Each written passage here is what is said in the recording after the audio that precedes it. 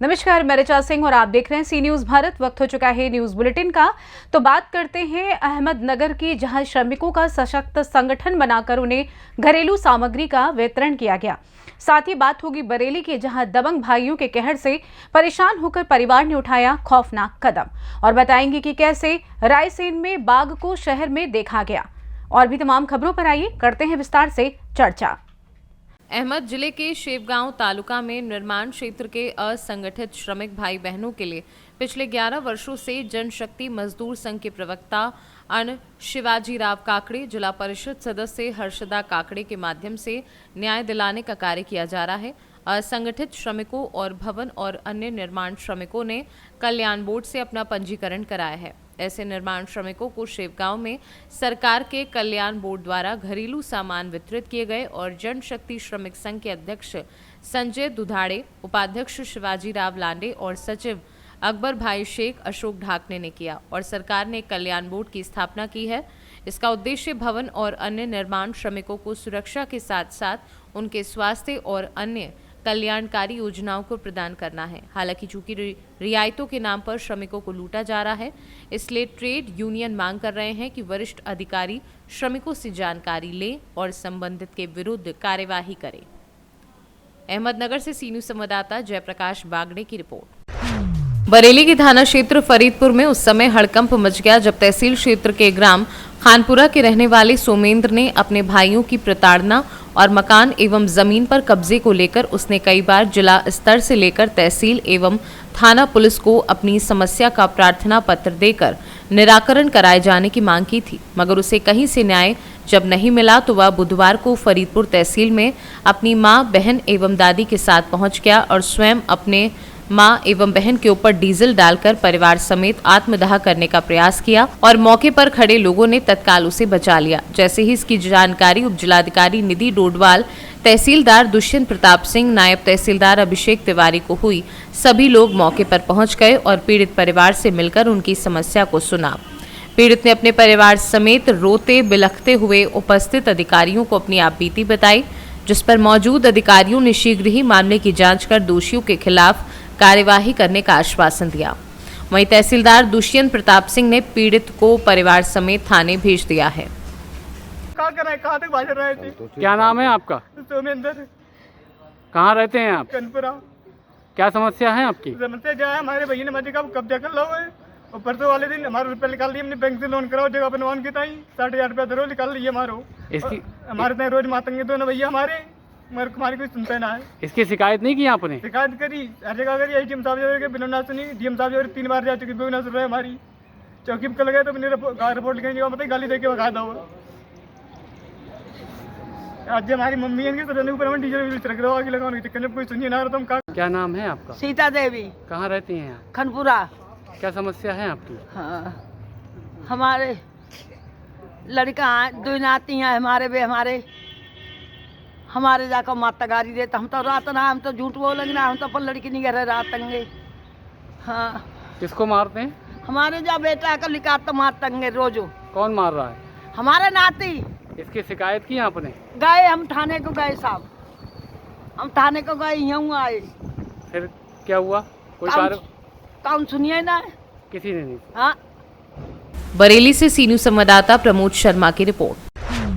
डुमराव के ब्लॉक में अब अधिकारी नहीं बल्कि घूसखोर बैठ रहे हैं और सरेआम मांगते फिर रहे हैं कि कुछ दो तो तुम्हारा काम करवा देंगे। ऐसा ही एक मामला आया जिसमें ब्लॉक के एक अधिकारी आम जनता से घूस मांगते हुए दिख रहे हैं। सबसे पहले आप उस वीडियो को देखिए जिसमें ब्लॉक के एक स्टाफ क्या कह रहे हैं। इस घूसखोर अधिकारी का नाम अनिल है, जो कि कुछ पैसा मांगते हुए वीडियो में नजर आ रहे हैं। यही नहीं, डुमराव ब्लॉक के स्टाफ का कोई टाइम ही नहीं है, कब आते हैं कब जाते हैं। हालांकि बायोमेट्रिक होने के बाद भी ये हाल है। खर्चा तो नहीं खे तो यही से नहीं खिले था वो तो ओपनी के काम है। ओपनी के काम हम लेके हमारी जिम्मेवारी हो जाई और वो लिया तो ओपनी की जिम्मेवारी हो जरूरी। आप लोग सरकार के आदमी है तो खर्चा लगता है, इसीलिए नहीं खर्चा वाला वहाँ आदमी आएगा तो उसी को देना। हम कहाँ कह रहे हैं तुमको कि हम ही को दो। लेंगे तो खर्चा लेंगे। हाँ, लेगा तो एको पैसा नहीं लेगा। आप लोग सरकार के आदमी होकर खर्चा मांग रहे हैं। अरे हमारा काम नहीं ना है ये। आप सरकारी है ना? हाँ। सरकारी है तो अब उस सरकार पैसा देती है ना, तो क्यों खर्चा लेंगे यहाँ पर? खर्चा क्यों दाखिल लगता है? खरीजवा कराते हो ना, जी। कराता है जी। तो पैसा लोग देता है कराने के लिए, उनको पता होगा। बक्सर से सीनू संवाददाता वरुण मिश्रा की रिपोर्ट। नांदेड़ जिले के कंधार तहसील के काट कलम्बा गांव के सरकारी स्कूल में राष्ट्रीय विज्ञान दिवस मनाया गया। कार्यक्रम का उद्घाटन स्कूल के हेडमास्टर जिले के हाथों से किया गया। इस दौरान सांस्कृतिक कार्यक्रम आयोजित किए गए। इस मौके पर स्कूल का स्टाफ और छात्र छात्राएं मौजूद रहे। महाराष्ट्र नांदेड़ से सीनू संवाददाता दिगंबर जी तेलंगी की रिपोर्ट। रायसेन शहर के आसपास के कई गांव में विगत कई दिनों से बाघ का मूवमेंट बना हुआ था, लेकिन 5 दिनों के अंदर रायसेन शहर में दूसरी बार बाघ को देखा गया। आज सुबह मॉर्निंग वॉक पर निकले लोगों ने रायसेन के रॉयल गार्डन की दीवार पर कूदकर जाते हुए बाघ को देखा, जिससे रॉयल गार्डन की बाउंड्री वॉल भी टूट गई। वन विभाग के अमले को की सूचना दी गई। वन विभाग के अमले ने मौके पर पहुंचकर बाघ के पगमार को पीओपी के माध्यम से लिया, तो वहीं ड्रोन कैमरे से भी अब बाघ की खोजबीन शुरू कर दी है।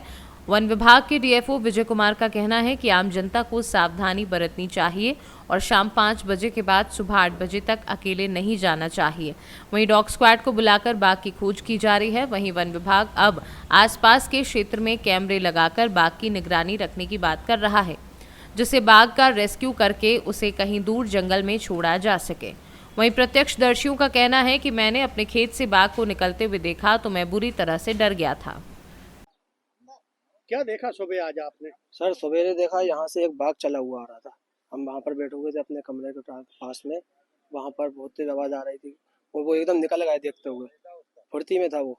और फिर उसके बाद थोड़ा उजेला टाइप का था, मतलब सुबह 6-7 बजे करीब होगा, टाइम तो नहीं देख पाए सही से। और फिर उसके बाद हम लोग अंदर चले गए, फिर दिखा ही नहीं। फिर हम ये टीवी ले हमारे पास में ही, इसके पास आए हाथ वगैरह पानी वगैरह भरने के लिए, तो यहाँ पर देखा पेड़ उछले हुए थे। फिर हमने टीम को खबर दी कि यहाँ पर कुछ निकला हुआ बड़ा सा बाघ टाइप का। क्या नाम है आपका? मेरा नाम रिजवान खान है। सर आज रहवासी क्षेत्र में एक बार फिर बाघ आया है, जिसके पग चिन्ह साफ देखे जा रहे हैं। वन विभाग की टीम मौके पर है, क्या कहना चाहेंगे? आज हमें सुबह करीब 8:30 बजे सूचना मिली कि एक रॉयल गार्डन के सीसीटीवी कैमरा में बाघ को देखा गया है। तत्काल हम सब वहाँ पे पहुँचे और कैमरे से और पगमार्क से आइडेंटिफाई हो गया कि ये बाघ ही है। जो बाघ को देख के लग रहा है कि ये 2 से 2.5 साल का एक नर बाघ है और इसका पिछले कई दिनों से मूवमेंट ट्रेस भी किया जा रहा था वन विभाग के द्वारा। जो लगा हुआ जंगल है शहर से, उसमें इसका मूवमेंट करीब पिछले 10 दिन से रह रहा था और जैसा लग रहा है कि क्योंकि 2-2.5 साल का है, 2 साल बाद बाघ जनरली अपनी माँ से 1.5-2 साल बाद अलग होते हैं और फिर वो नई टेरिटरी की तलाश में घूमते हैं। उसी तरह का ये केस लग रहा है, लेकिन फिर भी हम मुस्तैदी से पूरी तरह इसको ट्रेस कर रहे हैं। किसी भी तरह की कोई भी अप्रिय घटना ना हो, किसी को नुकसान ना हो, तो उसका पूरा ध्यान रखा जाएगा। और साथ में लेकिन रहवासी इलाके में क्योंकि आसपास इसका मूवमेंट है, तो मेरा सभी नगरवासियों से निवेदन है कि कोई भी शाम को 5 बजे के बाद और सुबह 8 बजे तक काफ़ी ज़्यादा सतर्क रहने की आवश्यकता है। बच्चों को अकेले बाहर न निकलने दें और कोई भी अकेला ना निकले, ग्रुप में रहें। रायसेन से सी न्यूज़ संवाददाता अरशद मसूद की रिपोर्ट। मिलते हैं एक ब्रेक के बाद, बने रहिए सी न्यूज़ भारत के साथ।